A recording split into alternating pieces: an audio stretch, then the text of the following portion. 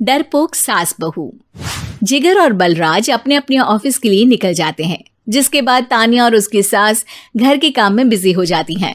तभी रसोई में से तान्या के चिल्लाने की आवाज आती है। ओए माँ, बचाओ रे, उश, उश, उश, भागो यहाँ से। तान्या की आवाज सुनकर उसकी सास भी वहां आ जाती है। अरे क्या हुआ? और इस तरह स्लैब पर चढ़कर क्यों बैठी हो? उस छिपकली की वजह से। है? छिपकली? अरे कहाँ है छिपकली? ऐसा बोलते हुए तान्या की सास भी डर कर स्लैब पर चढ़ जाती है।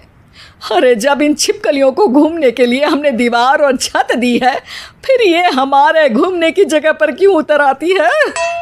मुझे क्या पता, सामने बैठी है, आप ही पूछ लो ना, साथ में भगा भी देना। इस पर सास डरते हुए स्लैब पर बैठी बैठी ही छिपकली को भगाने की कोशिश करती है। हुश, हुश, हुश, अरे जा ना, वापस अपने घर जा। सासू माँ, छिपकली है, कुत्ता नहीं। अरे हाँ, छोटी सी ही सही छिपकली तो है, तो तुम ही भगा दो ना। तान्या की सास उसे स्लैब से नीचे गिरा देती है, जिस पर छिपकली तो डरकर भाग जाती है। लेकिन दोनों सास बहू के बीच टॉम एंड जेरी वाला खेल शुरू हो जाता है। आपने मुझे धक्का क्यों दिया? मुझे कुछ हो जाता तो? अगर वो मुझे खा जाती तो? अरे छिपकली थी, डायनासोर नहीं। हाँ, सिर्फ छिपकली ही थी, और आपको उससे डर नहीं लगता तो खुद क्यों नहीं भगा दिया? अरे तेरे होते हुए अगर मुझे काम करने पड़े, फिर बहू होने का फायदा क्या है? इसी तरह सुबह से शाम हो जाती है। जिगर और बलराज भी ऑफिस से घर वापस आ जाते हैं, लेकिन सास बहू की तू मैं खत्म नहीं होती। आज इस सभा का मुद्दा क्या है?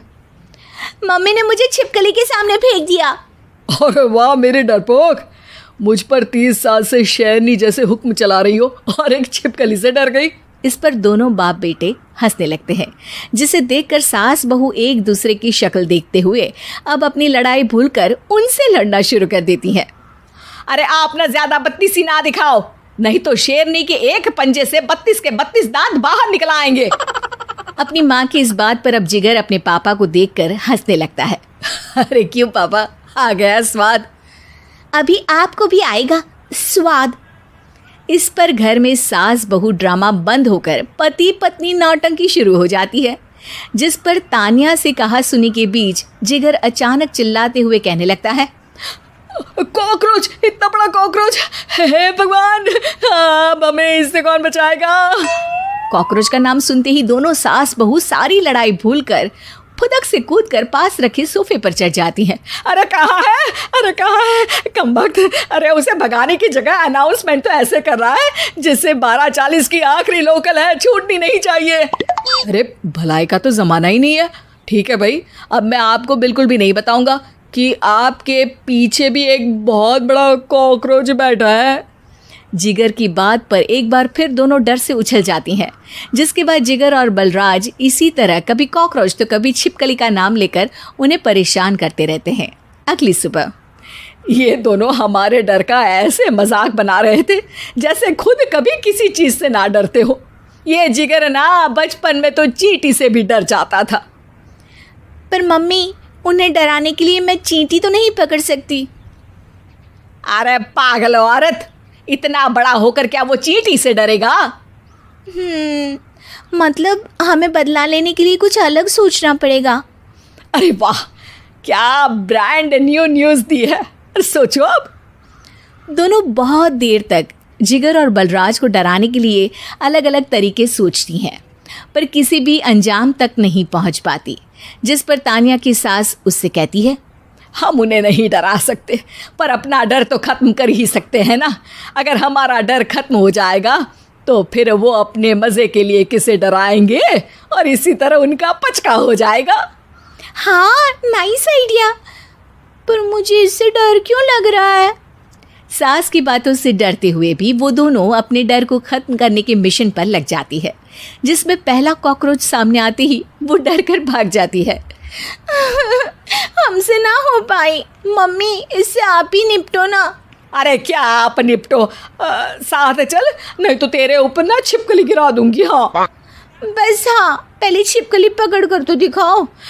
अरे यार चल ना।